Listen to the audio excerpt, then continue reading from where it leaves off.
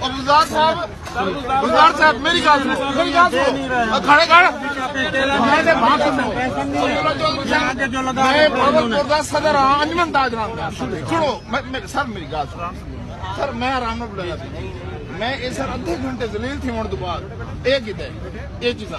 नींबू मंगदा है नींबू पहन अगर नहीं होना चाहिए फोटो सेशन करन दो बल दे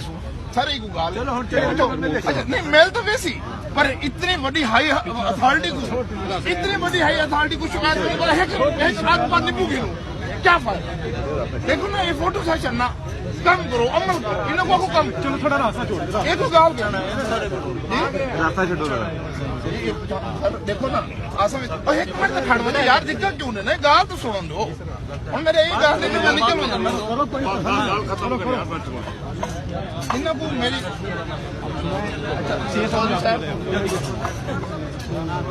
थोड़ा सा ये ना गर्मी है थोड़ी सी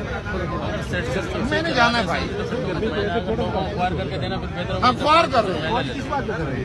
दे नहीं रहे सुबह हमारा सौदा ज्यादा नहीं दे रहे हमारे पास सिस्टम नहीं है मना कर रहे हैं नहीं अभी